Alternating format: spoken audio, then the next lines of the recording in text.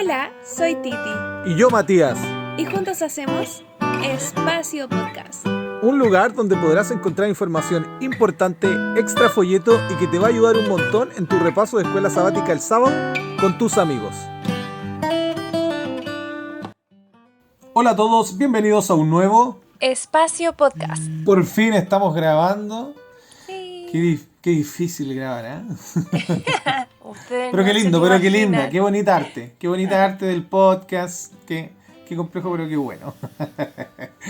Titi, ¿cómo estás? Estoy bien, Mati, gracias. ¿Y tú? Bien, gracias al Señor. Esperando con ansia este momento de la semana poder grabar.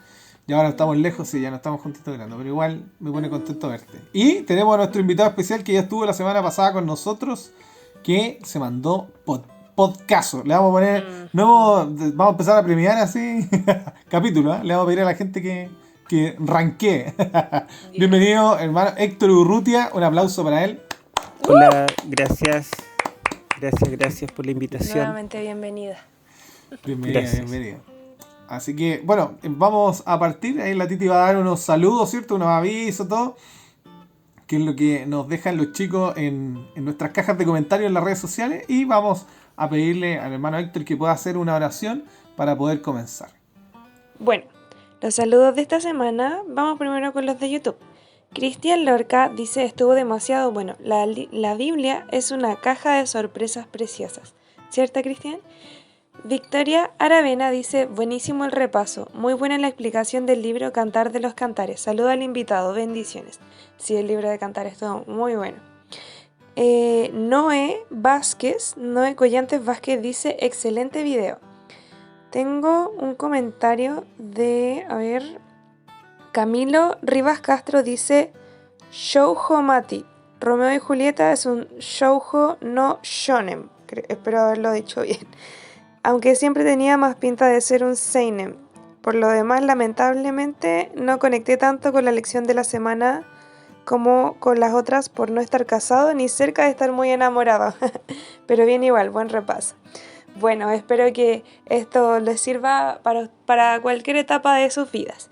Y tengo el comentario también de Instagram de Karina Paz-Ale. Dice, el comentario del minuto 35 me mató. Qué bueno. O sea, no qué bueno que te haya matado, sino que qué bueno que les sirva, ¿ya? Así que vamos ahora a continuar con la lección de esta semana. Ya. Vamos a pedirle entonces al hermano Héctor que pueda guiarnos en una oración. Ya, oremos. Padre Celestial, te agradecemos porque podemos reunirnos para poder comentar tu palabra. Te pedimos que tú nos guíes, que nos uses, Señor, a Titi, Matías, a mí. Bendice, Señor, a todos los jóvenes y hermanos que van a escuchar este programa. En el nombre de Jesús. Amén. Ahora viene Inicia.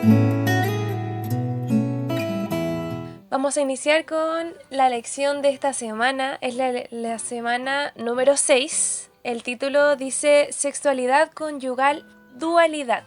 Hoy vamos a estudiar el texto de Eclesiastés 2 del 1 al 11 y vamos a empezar a estudiar esta lección. Génesis 1:27 dice, y creó Dios al hombre a su imagen, a imagen de Dios lo creó, varón y hembra los creó. Bueno, y si continuamos vemos que dice que los dos serán una sola carne. El versículo se refiere a la unión de un hombre y una mujer para formar una sola carne. Pero es un poco raro en la suma que vamos a hacer en esta lección, pero es 1 más 1 es igual a 1, ¿ok? Se trata de una fórmula sencilla con un sinfín de implicaciones que se explorarán en las lecciones que vamos a tener más adelante. En primer lugar, se trata de dos individuos distintos que se unen para formar la unidad matrimonial. En esta lección vamos a explorar el significado de la cantidad de componentes en la primera parte de la ecuación, antes del igual. Un matrimonio no se compone de una singularidad ni de pluralidad indeterminada, sino que se compone específicamente de una dualidad, que quiere decir de dos personas. Así que de eso vamos a hablar en esta lección. Mati, te dejo el micrófono a ti. Tú sigues con los datos. Como trata de Eclesiastés y justo el texto habla de eso, bueno, en realidad todo el libro habla sobre la vanidad. Vamos a hablar qué es esta vanidad, ya definiéndola. ¿Qué es? Es el orgullo de la persona que tiene un alto concepto de su propio mérito y un afán y un exceso de ser admirado y considerado. Eso es la vanidad, ¿ya? O sea, mucho cariño propio. Está bien quererse, pero nunca va tanto. Y según un reportaje sobre la vanidad en tiempos modernos, la estadística muestra que el adulto contemporáneo ha crecido en la vanidad. Por ejemplo, se examina a las mujeres primero. La mujer tiene una vida pública muy diferente a la privada, digamos, en su exterior, ¿no? Por ejemplo, en su forma de vestir.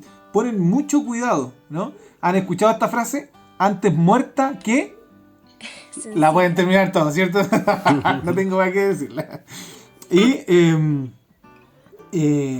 Bueno, y también invierte mucho en cosas que le pueden ayudar a tener, digamos, ciertos placeres, ¿no? Como estos días de spa que se gastan. La otra vez escuché un TikTok que me dio mucha risa y dice: si te molestan porque el hombre típico juega mucho, hacen cosas, fútbol, ¿no? Dice: no dejes que tu esposa te alegue de que juegas mucho a la pelota. Piensa, o que gastas dinero en eso, porque piensa que ella gasta dinero en ponerse uñas sobre sus uñas. Me dio risa. Bueno, también este reportaje mostraba cómo el hombre también ha subido, digamos, se ha explotado en vanidad, ¿no? O en cierto autocuidado, mucho cariño propio. Por ejemplo, las personas, los masculinos hoy día, hacen algo que a mí me da risa, pero hacen el skincare. Sí, el skincare es el cuidado de la piel. Los varones hoy día también hacen skincare. Oye, a mí me da risa porque tengo hartas amigas en las redes sociales que muestran su skincare, todo lo que se pone en la carita y todo. Y algún día voy a mostrar mi skincare, solo un champú Valerina. Y también se cuidan mucho en la comida, ¿cierto? Harto gimnasio, también hacen manicure. El boom de las barberías, a las cuales yo asisto, porque tengo, bueno, ya no me han visto, pero yo me saqué la barba hace poquito, así que cuando vuelva a crecer voy a ir de nuevo a una barbería. Y reúnen competitividad, o sea, el contraste de este reportaje decía del hombre con la mujer es que la mujer reúne cierta competitividad siempre cuando hay reuniones de amigas, por ejemplo, ¿no? Se elogian, pero siempre hay una competitividad. ¡Ah, qué lindo el vestido! Y se juzgan ellas mismas quizás de cómo viene su vestido, qué sé yo. Y el varón también ha caído en cosas como esta y tiene ciertas rutinas que antes no existían en el hombre, que hoy día existen. Las barberías antes era el peluquero nomás, ¿por cierto? Hoy día no, hoy día la barbería es que te dejen como... uno entra como vagabundo y sale como que estuviera jugando en el Real Madrid. En Recañones. Así que esos son los datos de alto impacto y la vanidad en la modernidad. Ahora viene Escribe. Y vamos a comentar el texto de Eclesiastés, así que me gustaría que nuestro invitado fuera aclarando su garganta y nos pueda comentar qué fue lo que le llamó la atención. Bueno, el texto es Eclesiastés capítulo 2, 1 al 11. Y esto es parte de un contexto un poquito más amplio que Salomón, el autor del libro, está narrando todo lo que él ha logrado. Y bueno, hay varios detalles en el texto que dan a entender que él escribe este libro al final de su vida. Él puede mirar hacia el pasado, obras concluidas. No está en la etapa de juventud cuando anhela construir o restaurar o algo, sino que está en una etapa cuando ya todo está hecho. Y por otro lado también él puede revisar los logros que ha tenido y puede examinar su vida, una etapa buena, digamos, consagrado, y una etapa también cuando dedicó su corazón a buscar la vanidad y a los placeres de la vida. Entonces el Salomón que ya pasó por la experiencia de la consagración y por la experiencia también de la apostasía. Entonces eso, entre otras cosas, nos hace ver que él está ya en una edad avanzada, diferente al libro El Cantar de los Cantares que aparecía en la lección de la semana pasada, que él lo escribió en su juventud. Y hay algo interesante, que estos dos libros son bien pequeños, pero son profundamente complejos literariamente, Los dos están escritos en lenguaje poético, con un estilo sapiencial, y al mismo tiempo, bueno, el estilo sapiencial es que está en la búsqueda de un misterio, la resolución de un misterio, el misterio del amor, como decíamos, el Cantar de los Cantares, el misterio de la muerte o del placer, ¿verdad?, de algo que llene, en el libro de Eclesiastés. Bueno, digo algunas cosas generales. Por ejemplo, la palabra Eclesiastés en el idioma hebreo viene del verbo kahal, que significa reunir o congregar, y esta es una palabra femenina. Eclesiastés es un participio que literalmente significa la que reúne, y es digamos, un motivo de discusión porque el autor adopta este título femenino, ya que él se hace pasar o menciona que él es, aunque es anónimo, dice que él es hijo de David, es rey en Jerusalén, y todo lo que dice acerca de él está en masculino, pero utiliza este participio en femenino, la que reúne. Y lo más probable es porque acá él adopta, digamos, el título de la sabiduría, que es femenina, la Jokmah, y 7 veces aparece Kahal aquí, en hebreo es Kohelet, ¿verdad? Y en Proverbios capítulo 3 dice que la sabiduría edificó su casa sobre 7 columnas. Entonces posiblemente el femenino sea por esa causa. Es como la sabiduría que indaga, que busca cuál es el fin de todas las cosas y dónde poder encontrar algo que sea consistente. La palabra clave de este libro es la palabra vanidad, que en realidad más que vanidad de algo que tiene que ver con orgullo, con mirarse al espejo, la palabra vanidad en hebreo hevel tiene que ver con algo que es vano, efímero, pasajero. Entonces él dice que todo en la vida es vano, es pasajero, no solamente las cosas malas, no solo el pecado, sino incluso las cosas buenas, los logros y lo que se consigue con esfuerzo. Pero él, cuando está en su vejez y se enfrenta a la muerte, pretende encontrar algo que no sea vano, algo que sea eterno. Debe haber algo que no se desvanezca, que no sea pasajero. Y él decide buscar aquello, no importa lo que sea. Y al final del libro él concluye diciendo que el fin de todo el discurso oído es este: teme a Dios y guarda sus mandamientos, porque este es el todo del hombre. Pero en esta etapa de su reflexión, en el capítulo 2, él está revisando todo lo que ha hecho y dice que él, después de haber intentado ser un buen joven, podríamos decir un buen cristiano, él observa a los que se divierten con el alcohol, con el sexo ilícito, con otros tipos de prácticas. Entonces dice que él también agasaja su carne con vino, se preocupa de ir a fiestas, dice: no negué a mis ojos ninguna cosa que desearan. Entonces él también se dedica al placer, pero concluye que eso también es vanidad. Eso no llena en forma permanente, es una satisfacción momentánea que luego se va. Y yo creo que todos los jóvenes que alguna vez han ido a una fiesta o han tenido una relación ilícita se han dado cuenta que después de ese momento de placer, eso se va y se vuelve al mismo vacío que había antes.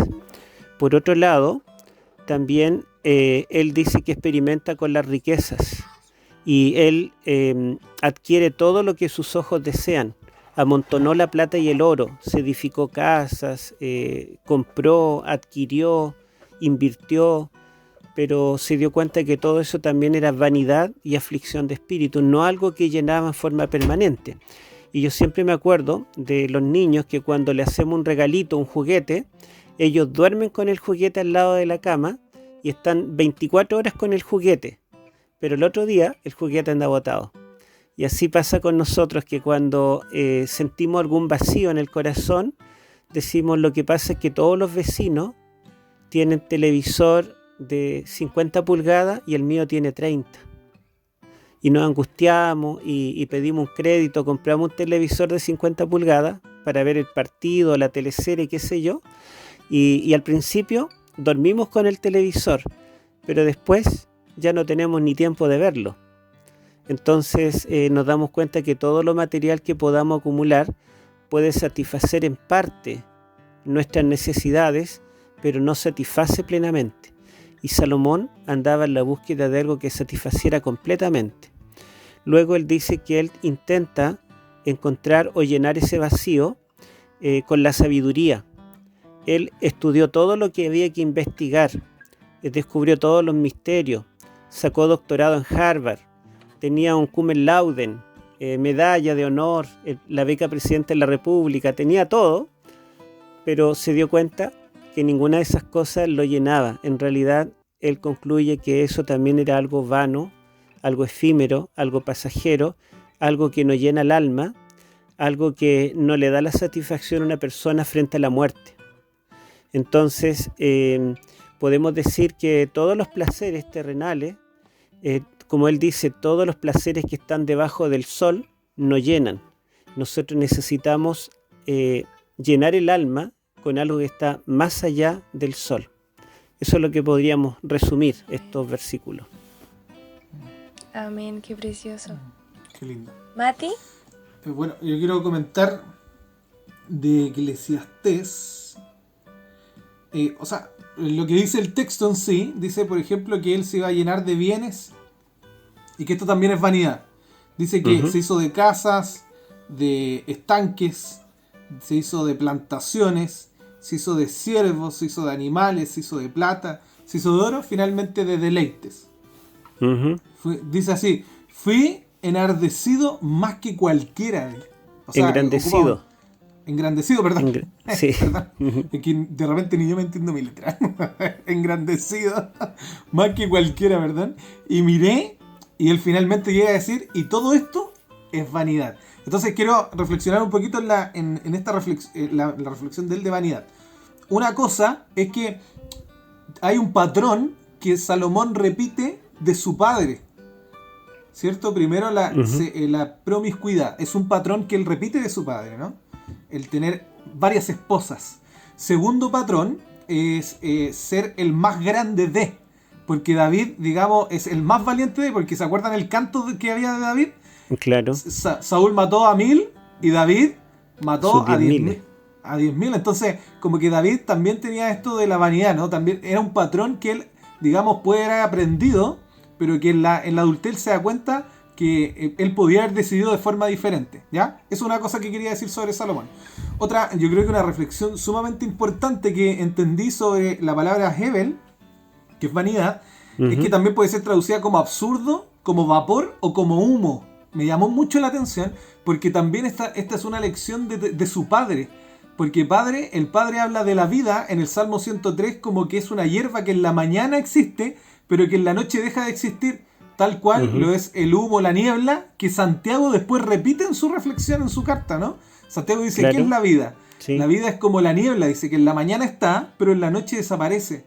Entonces es muy profundo que ellos están aprendiendo, digamos, estas lecciones de sus padres, ¿no? O digamos de los sabios, y llegan a conclusiones similares. O sea, la Biblia está en eso, ¿cierto? Y saca una lección similar. Que la vida es así, la vida es como la niebla, o es como una vanidad que está, pero después se pierde. Claro. Diga. No, justamente la palabra Hebel, concretamente, etimológicamente, se refiere al vapor que aparece en la mañana y que apenas sale el sol se desvanece. Eso es concretamente. Porque claro, o sea, idiomas... la primera vez que se ocupa en la Biblia debe significar de eso, ¿no? Del vapor que sale de la tierra. La verdad es que la primera vez que aparece en la Biblia aparece como nombre propio. Es Abel. Abel, mira. Claro, Abel es vanidad, pues, ¿verdad? Que su vida fue corta, su vida fue breve, no dejó descendencia, no tuvo hijos. Mire, claro. y me acuerdo que Eva al primero le pone el adquirido pensando que era el Mesías, claro. Y al segundo le pone vanidad porque se da cuenta como el hijo. Dice, toda la vida es vanidad, es como este. Claro, pero es interesante que, bueno, como tú dices, se puede traducir como el sinsentido, o traducir como el vacío. Algunos lo traducen como cero, como la nada, porque en realidad ese vaporcito que aparece en la mañana y se va solo, desaparece, es algo completamente efímero, ¿verdad? Entonces, bueno, me desconcentraron los perros, pero fue una vanidad ese mensaje. Claro, Se fue. Pero él utiliza esta palabra justamente en ese sentido de que todas las cosas, aún las cosas más placenteras y aún las cosas que pareciera que son más valiosas en este mundo, son todas pasajeras. Y como alguien dice, ¿verdad? Cuando nos vamos no nos llevaremos nada, ¿verdad? Nada. Ahora, lo interesante es que él utiliza 37 veces la palabra Hebel, y la palabra Hebel en todo el Antiguo Testamento aparece 70 veces. O sea, más del 50% de las veces que se utiliza esta palabra en la Biblia están acá. Y este es un librito pequeño que representa menos del 1% del Antiguo Testamento. Pero más todavía, él utiliza 2 veces esta palabra, la utiliza en forma de superlativo, Jabel, Jabalín, al principio y al final del libro, en el capítulo 1-2 y en el 12-7. Entonces forma un inclusio. Comienza y termina el libro con la frase: vanidad de vanidades, dijo el predicador, todo es vanidad. Es como un contraste con cantar, pues, ¿no? Cantar de Exacto. cantares. Y eso quiero hacer ahora, un contraste. Perdón, antes de hacer el contraste con ambos libros, quiero decir que esta lección de todo este libro, David ya se la tiene que haber dado. Y no sé si nos pasa a todos que hay lecciones que nosotros aprendemos de pequeño que reflexionamos de adultos. Porque miren, quiero leer el Salmo 103 del 15 al 18. Dice, nuestra vida es como la hierba, que pronto se marchita. Y miren lo que dice ahora. Somos como las flores del campo que crecemos y florecemos, pero tan pronto sopla el viento, dejan de existir. Y nadie vuelve a vernos. En cambio, dice, atento, y aquí está el final del libro, dice, el amor de Dios siempre será el mismo. Dios ama a quienes lo honran y siempre le hacen justicia a sus descendientes. Y atento, dice, y a los que cumplen fielmente su pacto y sus mandamientos. Entonces, como yo eso siento, ¿no? Que esta lección de Eclesiastés, como que Salomón intenta llevarla a la práctica, la vive a todos sus extremos, y él concluye lo que le había enseñado su padre. Entonces, quiero resaltar eso de esta lección que finalmente Santiago igual la escribe, y que a mí Santiago fue... Ahora me marcó mucho esto, pero Santiago me marcó más la vida porque lo leí antes, ¿no? Bueno, Isaías 40 repite lo mismo, dice que todo ser humano es como la hierba, y la gloria, la fama del hombre es como la flor de la hierba, y la hierba se seca y la flor se marchita, mas la palabra de Dios nuestro permanece para siempre. Para siempre. Miren, o sea, una lección recurrente en la Biblia, que la vanidad es algo efímero, mas Dios o los mandamientos de Dios, el amor de Dios son eternos.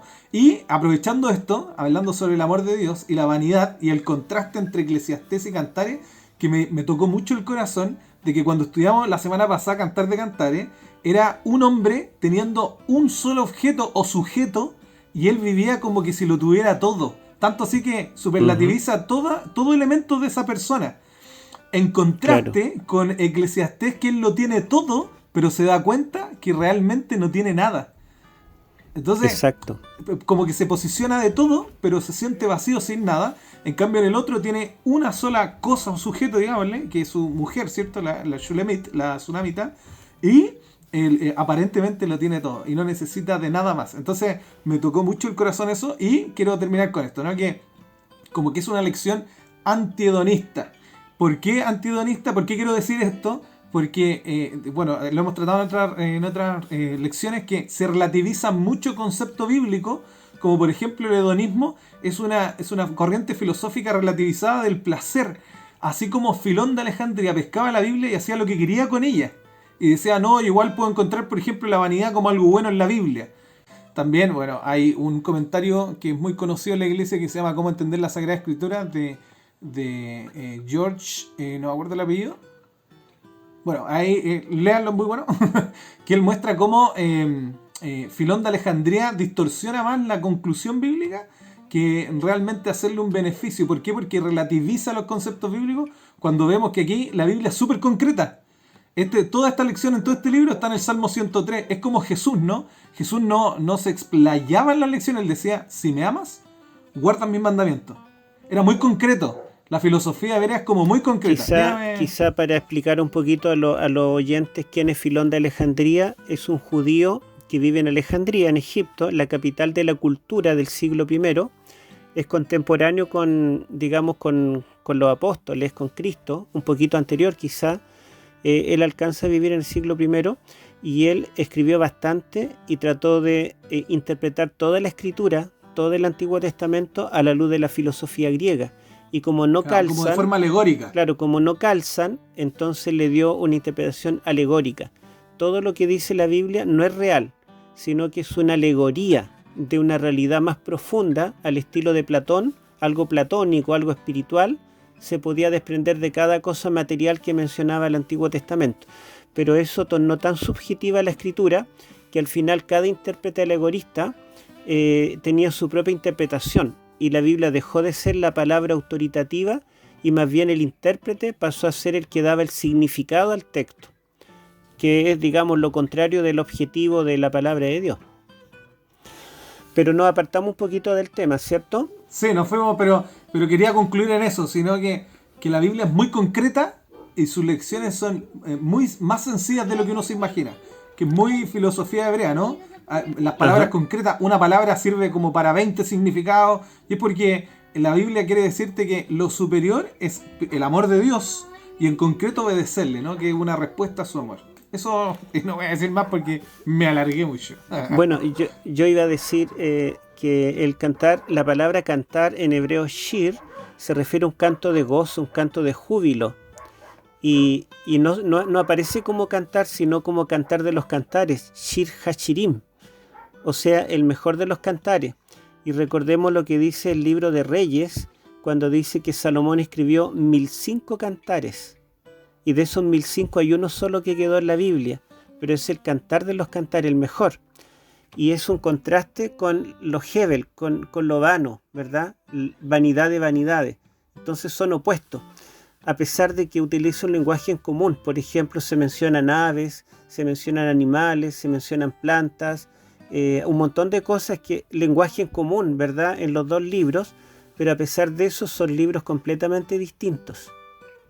Muchas gracias a ambos, estuvieron muy buenos sus comentarios. Personalmente, del texto, yo puedo concluir que la primera parte, nuestro personaje en cuestión está intentando controlar su vida, siento yo, haciendo todas las acciones que estaba haciendo. De hecho, en el 11 dice: luego yo consideré todas las cosas que mis manos habían hecho y el duro trabajo con que me había afanado en hacerlas. Entonces siento que está tratando de controlar su vida y se da cuenta de algo en particular que no pudo. Así de simple fue. Y he aquí que todo era vanidad y aflicción de espíritu, no había provecho alguno bajo el sol. Siento que él está diciendo: intenté controlar mi vida, pero después de todo lo que hice, de todo, porque fueron muchos versículos contando lo que había hecho en su vida, se dio cuenta de que no la puede controlar. ¿Y qué es lo que se puede concluir? Si yo no lo puedo controlar, finalmente, ¿cuál es el sentido de todo esto? Si yo no puedo controlar mi vida, yo no puedo controlar lo que me va a pasar mañana, yo no puedo controlar, ni aún tratando de controlarlo, porque él hizo acciones en su vida para que su vida fuera próspera, para que él tuviera una vida plena. Pero en él no recaía eso, él no podía controlarla. Entonces, finalmente, la vida tiene sentido porque Dios le da sentido, no porque tú le des sentido. Eso quería. Claro, justamente ese es lo esencial de estos libros de Salomón, que en Cantar de los Cantares él estaba en su etapa de mayor consagración. Recordemos que como los hijos de David se pelearon por la Sunamita, que no es la misma que la Sulamita, la niña de Sunén, que la trajeron a David para que le calentara el cuerpo, los pies cuando él durmiera en la noche, pero dice que David nunca la tocó. O sea, él la cuidó y la reservó, y la niña, él murió y la niña quedó virgen. Entonces todos los hermanos se peleaban por ella, y el rey que ocupó el trono fue Salomón. Pero Salomón no se interesó en ella, a pesar de ser la niña más hermosa que había en el reino, porque él lo que le interesaba era Dios. Y cuando escribe el Cantar de los Cantares, él se muestra como un hombre enamorado. Ama solo a una mujer, como decía Matías, pero era feliz. En cambio, él en el Eclesiastés está diciendo que él posteriormente tuvo muchas mujeres, tuvo mucho dinero, muchas propiedades, es decir, él no se abstuvo de nada, pero a pesar de ser más feliz, en vez de ser más feliz, en realidad se vaciaba cada vez más. Y en el fondo es porque él se había apartado de Dios. Y hay alguien que dijo, bueno, fue un poeta mexicano, Amado Nervo, dice: el alma humana es un vaso que solo se llena con eternidad. O sea, tratar de llenar el interior, digamos, ese vaso, tratar de llenarlo con cosas materiales perecederas, no sirven, no pueden llenar un anhelo eterno. Entonces nosotros podemos lograr muchas cosas, pero si no tenemos a Dios, no podemos ser plenamente felices. Alguien dijo también que la felicidad comienza con fe, y es así, ¿verdad? Ahora viene Asimila. En Asimila quería resaltar un poco los cálculos que hicimos durante la lección, porque queremos resaltar que 1 más 1 es igual a 1. Pero ¿cómo hacemos que esto concuerde? Que hay algunas otras formas que uno creería que puede darnos 1, pero no lo dan. Así que la primera que vamos a resaltar es 1 más 1 más n igual a 0. Ya, me dio error. No es así. ¿Por qué? Porque el matrimonio es monógamo. Ya, este es el ideal de Dios para toda la humanidad, tal como se expone en el relato de la creación. Sabemos que en la creación, antes del pecado, estaba todo bien. Estaba todo perfecto. De hecho, en la próxima lección vamos a hablar un poco sobre esta relación que tenían. Y claramente, si agregamos otra persona a la ecuación, ya no es lo que el Señor quiere para nosotros. El siguiente, si no tienen ningún comentario, el siguiente es el 1 más 0, tampoco es igual a 1. ¿Ya? Dice el folleto: la masturbación es una mala educación sobre cómo es la intimidad sexual entre dos individuos temerosos de Dios. Sabemos que el Señor también, antes de que estuviera el pecado en este mundo, se dio cuenta que no era el ideal que el hombre estuviera solo. El hombre solo quizás no iba a ser completamente feliz, no iba a tener esta felicidad que el Señor quería para nosotros. Entonces también resaltar que 1 más 0 no es igual a 1, no es el ideal que Dios quiere para tu vida. Y el último, que sí es, sí da, este entra a la calculadora y no sale error. Que ojo, ni siquiera es solamente un hombre, solamente una mujer, es igual a 1. Aquí quiero recalcar que el 1, que puede ser el hombre o la mujer, el otro, tienen que estar acompañados por Cristo Jesús, individualmente. Entonces, es Jesús multiplicado por 1, ¿ya? Espero no se enreden. Más Jesús multiplicado por 1. Y además, Jesús en el matrimonio. Cuando Jesús está tanto en una persona, en la otra y en su matrimonio, ahí recién tenemos el resultado que Cristo quiere para nuestra vida. Y decir solamente que cuando cada miembro de la pareja nace de Cristo o hace que Cristo sea lo primero, lo último y lo mejor en su vida, los atrae el uno al otro. Ahora viene Dialoga. En el Dialoga vamos a hacer una pregunta práctica. Hemos reflexionado un montón en estos libros sapienciales y estoy muy contento. Me gustan que cuando estaba recién, me acuerdo, estudiando la Biblia, intentaba estudiarlos porque eran los libros de la sabiduría. Me acuerdo de haber estudiado Proverbios, Eclesiastés y fueron prácticos, pero igual, no voy a mentir, me quedaba muy colgado en algunas partes, así que... Bueno, lo primero que yo publiqué fue un artículo sobre los libros sapienciales. No sé si tú alguna vez lo leíste. ¿No? El remanente final en los libros sapienciales que se publicó en Argentina, pero en el año 2000. Eso Ya. fue cuando recién estaba, digamos, empezando mi ministerio. No, yo todavía no era ni de la iglesia. Todavía no. Pero me gustaría leerlo, ¿ah? Si lo tiene por ahí. Te lo puedo mandar. Sí, me gustaría. Bueno, entonces ahora vamos a intentar de dar algo más instrumental, algo más práctico. Vamos a intentar de responder esta pregunta. Ya, ustedes saben que las personas que escuchan, nuestros oyentes ya lo han hecho muy bien en los chats, en los comentarios, y responden estas preguntas para que gente después cuando lo escuche lo pueda ver. Así que les pido también puedan dejar su comentario. Sé que muchos quieren hacerlo. Y es muy diferente estar aquí, ¿cierto?, que estar escuchándolo. Entonces, si tienen algo que decir, más si quieren decir algo, sino que si tienen algo que decir, escríbanlo. La pregunta es, ¿qué herramientas prácticas pueden utilizar los solteros para controlar sus deseos sexuales? Buena pregunta.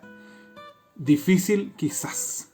Pero, ¿qué creen ustedes que puede ser útil para que puedan controlar sus deseos sexuales?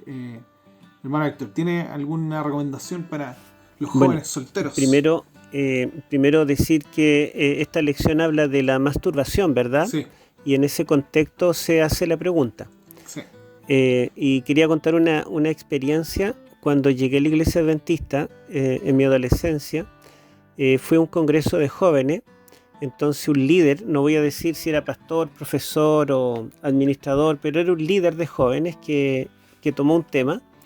Entonces habló de esto y dijo que yo les voy a dar una sola razón para que ustedes se den cuenta que la masturbación no es buena y es una razón poderosa. Y bueno, yo dije, qué interesante escuchar esa razón. Y él dijo, ¿alguien estaría dispuesto a masturbarse en público? Entonces todos dijeron no. Él dijo, bueno, la verdad es que se hace en oculto. Y eso es una prueba de que no es algo bueno. Pero la verdad es que era un poco jocoso el argumento porque es muy débil, porque una pareja que tiene intimidad, un hombre y una mujer, tampoco lo hacen en público, también es algo privado. Entonces no es una razón como para no hacerlo, ¿verdad? Si alguien quisiera dar esa razón, no es suficiente. Quizás mejor sería que avergüenza más que porque obviamente uno sabe que en el matrimonio existe la intimidad, ¿no? Claro. Pero no existe así como la certeza que todos los solteros tengan esta práctica porque es algo vergonzoso. Claro, ahora yo diría que hay una razón que sí es poderosa y no es necesariamente una razón científica, ni anatómica, ni biológica, ni de lógica, sino que es una razón bíblica. El Creador lo manda así. Y para mí esa es la razón más poderosa, ¿verdad? Para cualquier joven, señorita, que si Dios nos diseñó para que nosotros ejerciéramos la sexualidad dentro del matrimonio, entre dos, un hombre, una mujer, ¿verdad?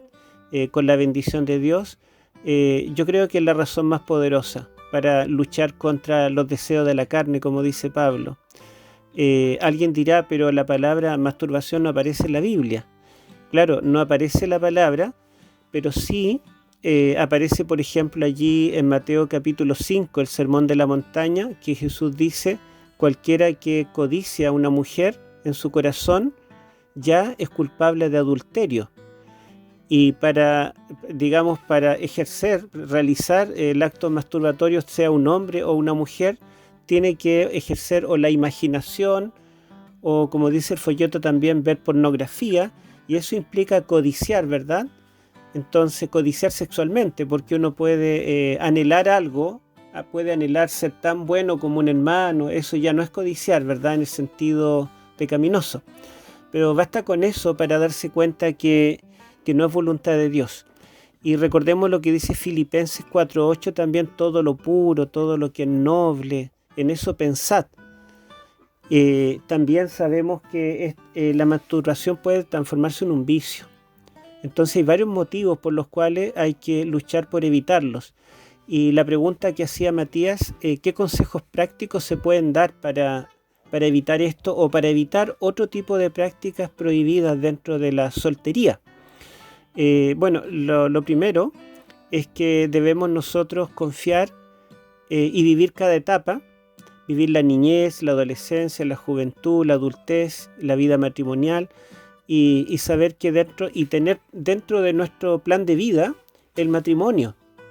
Entonces, decir, bueno, ahora esto es terreno prohibido, pero llegará el momento, yo me casaré, tendré mi cónyuge y en ese momento voy a ejercer la sexualidad sin mayor preocupación y sin incurrir en un pecado, ¿verdad?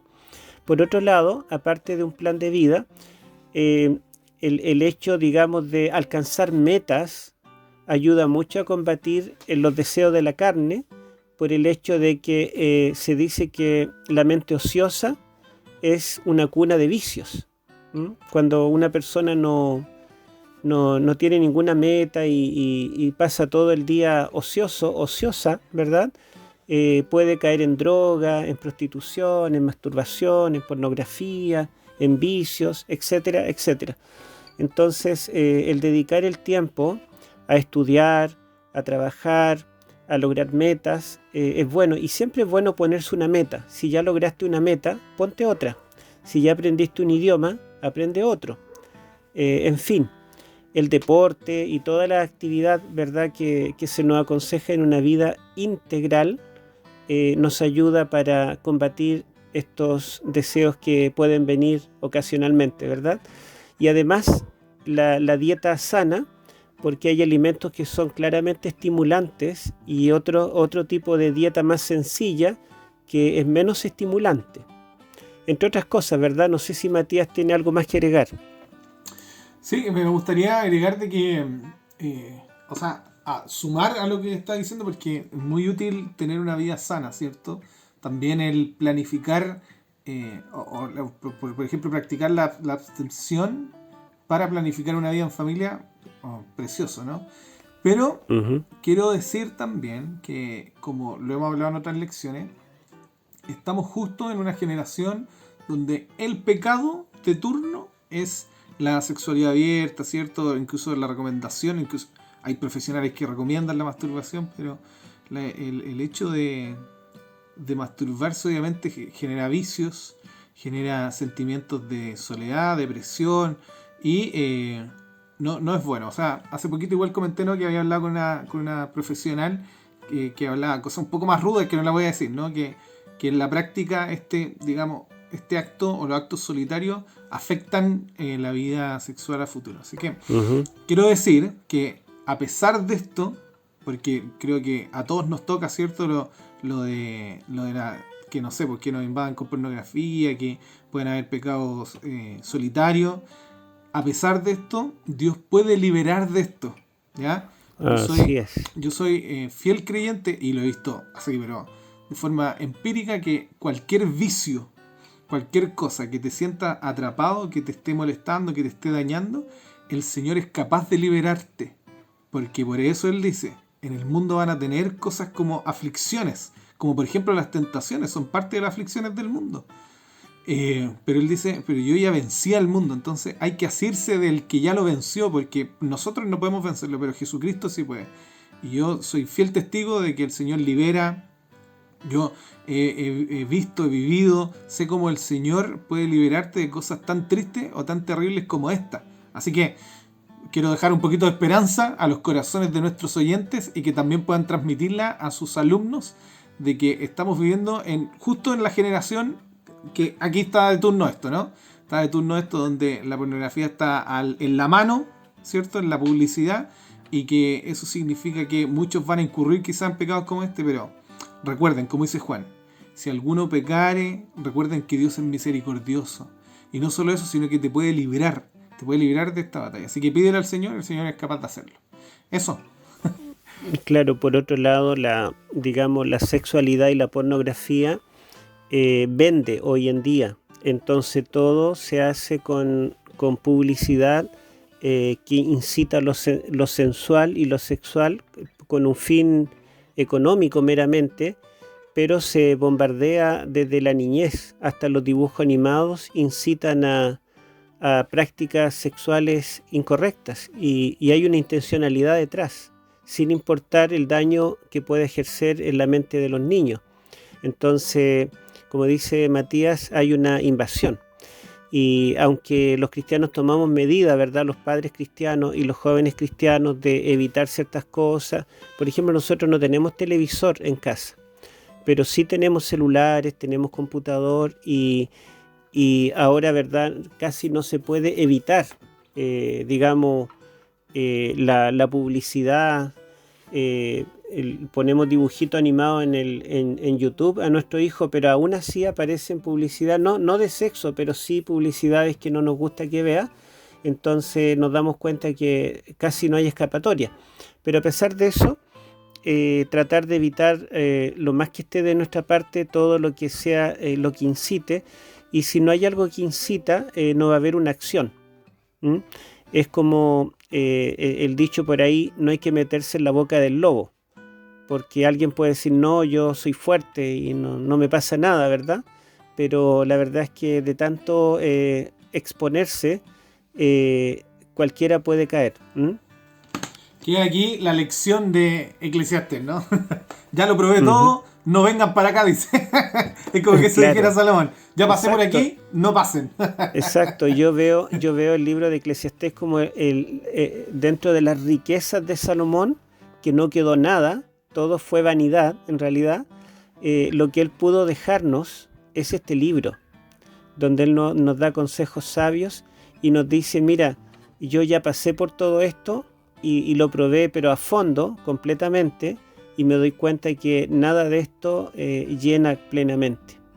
Entonces, alguien dijo que el sabio aprende de sus errores, pero un profesor mío decía, el sabio no aprende de sus errores, aprende de los errores de otros.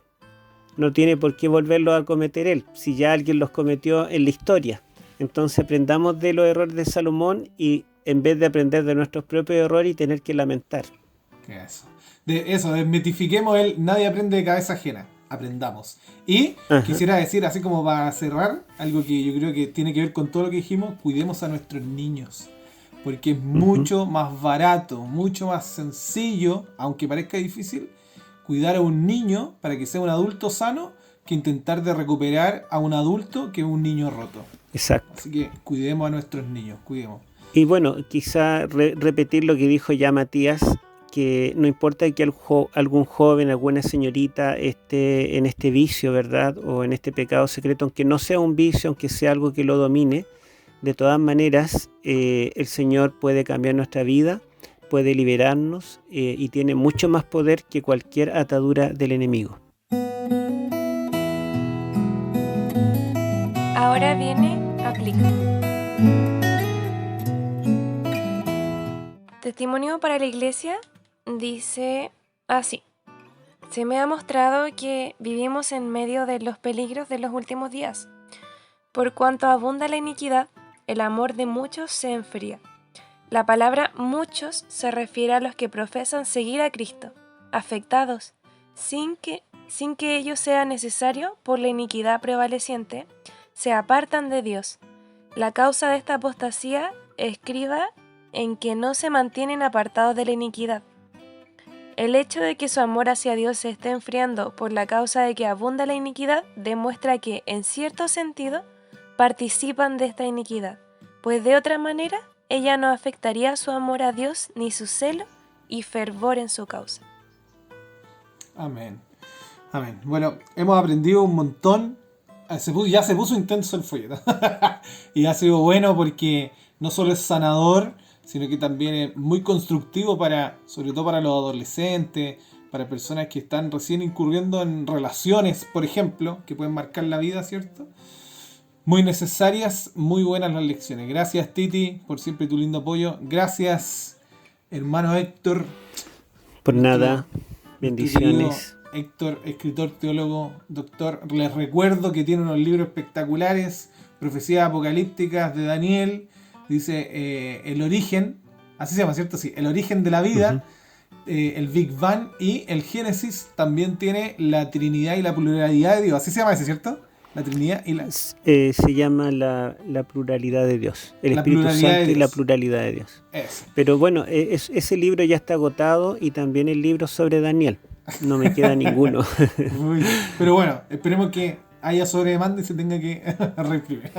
También tiene los Ayes del Apocalipsis con otro que se llama Las Bestias de Apocalipsis, que son excelentes libros. Y si no me equivoco, me falta. Esos son todos. Sí, esos son todos, sí. Así que pueden, si quieren conseguir alguno, pueden hablarle a Héctor Urrutia 7, si no me equivoco, en Instagram. La verdad es que ni sé cómo se llama mi Instagram. Ya, pero ahí tiene un Instagram, Héctor.urrutia 7, algo así. Un Instagram. También tiene un canal de YouTube que se llama Héctor Urrutia Teólogo, donde pueden ver los temas que él ha expuesto. Lo pueden encontrar en YouTube fácilmente. Y también tiene sus redes sociales en Facebook. Héctor.urrutia.35. Eso, 35. Ahí pueden buscarlo ya. Así que gracias nuevamente por haber asistido, hermano Héctor. Ha sido un aporte espectacular. Esperamos invitarlo en un futuro no muy lejano.